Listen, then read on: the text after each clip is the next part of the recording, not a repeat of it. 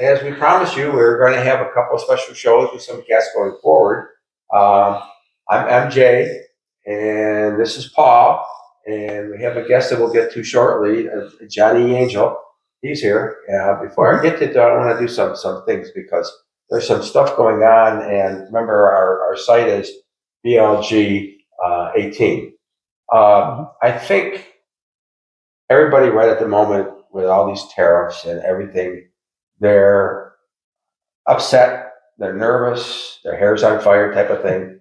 Everybody just take a deep breath. I know, Paul, you believe in that, right? Oh, absolutely. Take a deep breath. There's no point in this economy to be doing anything else. And so I think everybody just take a deep breath. And that's one of the reasons that I wanted to have John here, because we've known John for a few years now, and he's an honest man. He's a good man. And he has immersed himself into Reiki, and he's now a master in Reiki, and he goes all over. John, what's your phone number before we get into this? 302-344-6268. Yeah, and I think it's important that once you see this part, we're going to talk to him about Reiki and how he got into it and why he got into it. And then the next one, if you can see over his shoulder, he's going to do Reiki on Paul. I can't wait to see that. Yeah, I bet you can't. Yeah. I know your wife wanted to record everything you say. Yeah, she probably does. All right, after this, before we get started, you got any questions for John off the bat, or just let him get it? Well, I think off the bat, you just introduce yourself and give everybody an idea. Go ahead. Okay. You're up, John. Hi, I'm Johnny. We say Johnny Angel, so the last name's kind of personal at the moment. But I had 2 near-death experiences over the last 28 years, which the first one I made TV because it was so terrible.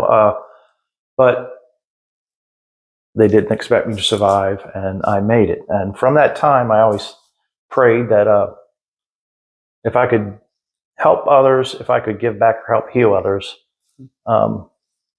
financially and physically, that was my wish. And then, like 3 years ago, COVID almost took me out. Didn't expect me to leave the hospital because paralyzed lung from the first accident. And while I was in there, I had an awakening. And when I come out, things had changed. I started noticing things. The clairs started waking up. Things were going on in my life. And my body and my mind and said, time to change. This pattern of life is just not conducive to where you're supposed to be, and you have got a higher purpose to serve. So I did go through separation and divorce, and it was a challenge. I was letting go of a whole part of life, a whole way of committed life that I went to. So it went against the norms of what I thought. But my, what you call higher power, my higher self, was being called to it. Like I said, I started noticing things, feeling things. But from that 20 years ago, when I had that accident, I lived through severe pain on a daily basis. A good day was a pain level of 3. A bad day was a pain level of 10, where I was being shipped to the hospital because my blood pressure was so high. They was thinking for a stroke. Ever since my awakening 3 years ago, and I started noticing things, and they were telling me, well, we say angel because they call me an earth angel. I'm pain free. My pain level only hurts if I push too much at the gym and I push something a little too far. But my arthritis, the deteriorating things, and being able to breathe again is all back to normal. Wow. So John, just I understand all that, and I appreciate that, because something similar happened to me, but I didn't come out the other end like you did. You came out in much better shape. But the point is this: what made you land on Reiki? I was told I had a gift, and it was my job to give back. So with that, saying that prayers over and over again, I maybe subconsciously already knew I was supposed to be doing this. So I was told I was supposed to do Reiki. I had visited a shop, and the crystals were singing like crazy in there. And the lady that was in the shop says, "Yeah, you're gifted, and you're supposed to do this." And by the way, he also makes necklaces made out of crystals and shells. yes. and- And my granddaughter who lives in Pittsburgh, I sent her a necklace because she has a lot of problems with pain and everything else. She says she never takes it off, and she feels better when it's on. And people, for some reason, when they're near her, they're attracted to it. Wow. So again, he has a gift that I don't know how. I know he has a hard time explaining to it, but it's hard to understand it. But I'm sorry, I didn't mean to interrupt you. Jeez. Well, I'm so excited that he's here that I must be feeling it. Anyway, there you go. Continue on your way, John. I didn't mean to interrupt you, but you did get into Reiki. I took the explain how you classes did that, into yeah. Reiki and Explain how Reiki works. Reiki works. Just say today's cars. Something goes wrong, you got to take it in. The computer's got to be reprogrammed. It doesn't, so it runs efficiently in line. Your body works the same way. We are made of energy. We work through energies. Our body. They call it when you're sick. They call it dis-ease. Well, dis-ease because your body is in contemplation with itself. So Reiki kind of aligns those energies back up. Sometimes we put so much on ourselves today with pressures of trying to be here for everybody else, our kids and everything, that we let so much come in and bother us that we don't let it go. We kind of like hold it in. So when we hold all this stuff and this stress more or less reverts back to pain. So the Reiki is a way of letting that pain go.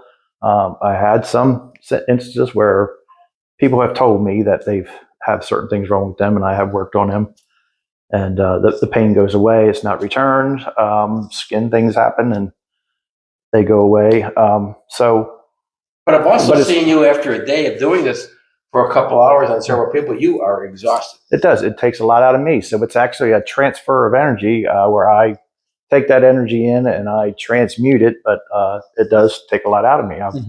I would go through sometimes 5 bottles of water after a very, very harsh condition. Like I had a man with a very bad depression. He had lost his wife last year, and his energy was pretty intense, and it was a good workout. I drank 5 bottles when I go back to the gym to reset my energy, and I go to the gym and I walk a lot on the treadmill, which actually helps me re-energize and to be ready again. So that's interesting because there's been a lot of, in the last 5 or 6 years, archaeology is starting to rewrite what we know about history. And a lot of that seems to be coming under the concepts of frequency, resonance, and the type of things that you're talking about. And so just for the audience that might not know, that's kind of how you're working to either balance out or level out the frequency or the resonance that the body has taken over, and you try and get it to, I guess, what would be considered a normal state? Back to a normal flow state. So when you get back to a normal flow state, your body will start to heal itself. That's the natural good thing about us. We are meant to heal ourselves. We are also meant to heal each other. So not only me, I have that gift. There's gifts as many people. It's waking up to that gift. And it's getting your conscious right, your mindset right, relieving you of the stress that's keeping you from accessing that point. So I know you don't have a website yet. No, not yet. Now I'm wondering, Paul. Yes. Like for his appoint myself with that, or for his jewelry. If you put him on your website and he can send people to your website to buy his stuff. Yeah, we could set up a page. Sure. All right. That wouldn't be tough. Yeah, so maybe we can set up a page and you can get you can get in touch with John that way, and you can also order some of his jewelry, which I'm telling you, let me give you a side story. It has nothing to do with Reiki, but it kind of does. I remember a long time ago, I had tinnitus in my ears. They're ringing in the ears, and it was driving me crazy from years of being this far away from a guy on a disco thing with Oh, I'm sorry. Don't want to talk about it. I don't think I want to know You it. don't want to know. Yeah. Anyway, I went to what's the guys that put the needles in you? Acupuncturist. Acupuncturist. And I said, I don't believe it. I go in there and I sit down on the table and this little Chinese man comes out. And I told him, I didn't think he understood English. I told him I got ringing in my ears. It was ringing in my ears. He said, okay, no problem. It's okay. And he said he put a needle in my foot. I said, but he's got this all wrong. He's on the wrong end of this thing. So I said, no, in my ears. No, I know. And he puts one in my shin. And then he put one over here in my head. Right? And then finally he put one in my ear. Anyway, the point is, after 4 lessons, it was almost 99% gone. And and here was a guy that went in there and said, I'm about to waste some money because I don't believe this. And it's pretty strong when you don't believe it and it even works. Yeah. So yeah. Well, see, because I listen to what he's saying, and to me, if you go into any kind of organized religion, there are healers, right? But in reality, that's what they're doing, right? The John the Baptist, the Buddhas, those people of the world, they're going in and they're helping you realign what's naturally the state you should naturally be in. That's what they help you to do, and that's kind of what you do. Now, Reiki was started where? China, was it? I think Japan. Japan? Japanese? Okay. Okay. I know someplace in the Orient. So. Mm-hmm. Yeah, well, because that goes back. Would you 3,000 years, maybe something like that? Maybe that or more. Because I know it. Yeah, it's probably back even further. Because back then, remember, they didn't have medicines. You know, they didn't have pharmaceutical companies that came out every week with and you know, non-cures. I'm convinced that we would be better off with an alternative way than always medication. Yeah, I'm a firm believer in that. I think as a country we're over medicated, and I think meditation, Reiki, acupuncture is a safer and better alternative. Don't you agree? Well, I agree. We had talked about this earlier. The pharmaceutical industry got the insurance companies to say, "Oh no, that's hocus pocus, bull crap." You know, we're not covering that. When in reality, they only did that because they knew that if somebody came to you and got treated, that pharmaceutical company wouldn't have thousands of dollars that they could play with. And I think that's something that should be addressed as well. So. And I think this is part of our road down that road, talking about alternatives to your behavior. And again, what's your phone number, John? 302-344-6268. You see it up on the screen. And you'll see it up on the screen. And I think that'll be good for this short. What do you think? Well, I mean, is there something more you want to add or not? You can add, absolutely. Because our next show is going to show John working on Paul, and he guaranteed me Paul will watch him levitate off the table. Hey, we don't know. I might be a good candidate for that. Well, we've had I've had people cry, and I've had people. You know, all right. Well, I hope he cries. So I just may laugh hysterically. I have no idea. I'm a happy person. It's always you'll be crying. I'll be crying. All right. Thanks I'll a lot. Be crying, laughing, and watching. Yeah. Well, that would be the difference. You know, we all know the difference. No, but since I started being able to self Reiki on myself, which, like I say, it's a gift we all have. We just got to wake up to it. Before that happened, I was on blood pressure pills and pain medicines, many of them. Ever since then, I've not taken a pill. So something is into this. Yeah. You know, okay. I agree entirely. That's a gift. Yeah. There's no question. I mean, I really have no pain in my body. My arthritis in my left knee is, always swollen and constantly annoying me because I can't play pickleball anymore, or softball, or tennis, or any of the good sports. So I'm stuck just playing golf now. As a 12 handicap, stuck. Oh my God. All right. I know you're a good golf guy. I know. I shot 41 the other day on Fort 9. That's not bad. No, it's not bad at all. Not bad at all. That little miniature golf, was it you were on? No. There was a windmill on 16.